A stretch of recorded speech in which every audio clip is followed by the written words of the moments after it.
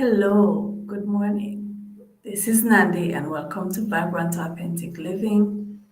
We are having our lemon water in the morning feature. So, as usual, I'm going to be playing this morning's feature for you, encouraging you to have your lemon water or your lime water first thing in the morning. And as usual, we're going to be chit chatting about some random things. So, the random thing on my mind this morning is the question: would you demand your reward if you gave info to the police? And the reason I have this on my mind, I heard a news clip some days ago,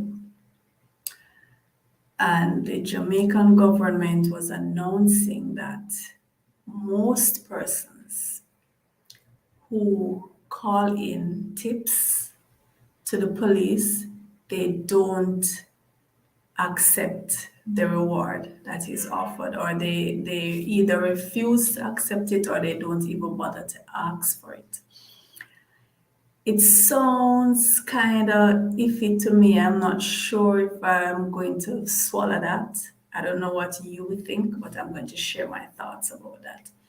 So we're going to go into the lemon water feature. Let me pull up that video, our lemon water feature, and then I'll share my thoughts.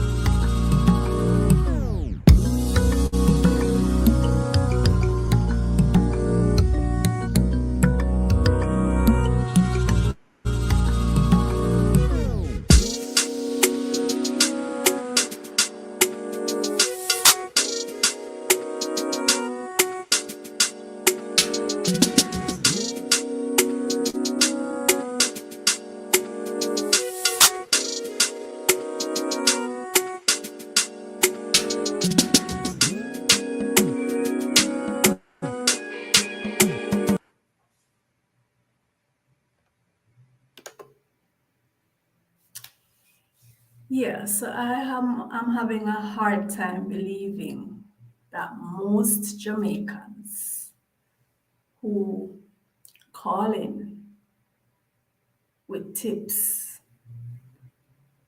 refuse to be compensated. I'm even having a hard time believing that Jamaicans call in with tips because we have a culture here of the informer and what should happen to the informer. We have a strong culture of that. But be that as it may, having a hard time swallowing that my Jamaican people are refusing, most of them are refusing the thousands of dollars, sometimes these rewards, depending on the crime. Sometimes these rewards run into some good thousands of dollars, hundreds of thousands of dollars sometimes. Well, I guess well, the cynical way to look at it would be, well, maybe the government is wanting us to have that view. Maybe the government is promoting that idea. This is what they really want, whether or not is what is really happening. They would prefer if persons who call in just say, okay, I saw something or heard something, and I'm letting you know just out of my civic duty. I am not expecting or requesting any compensation. That's a noble thing to do, and that's what I'm doing. Maybe that's what the government would like, but can I believe that that's actually what's happening? Given I know my people, we love money. We love money, and there's nothing wrong with loving money. I love money. So to have the opportunity where you can get some money while doing your civic duty, why should it be either or? Why can't you do your civic duty and be compensated? Because remember, you are putting yourself at risk. We have heard of cases where information was given to the police themselves, and this information found its way back to the criminals. So that means there's a connect between law enforcement and the criminal elements.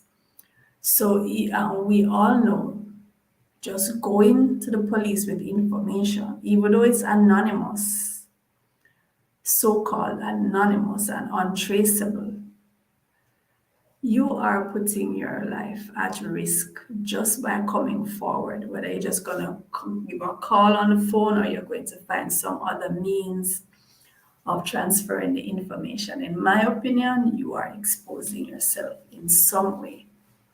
So why not be compensated?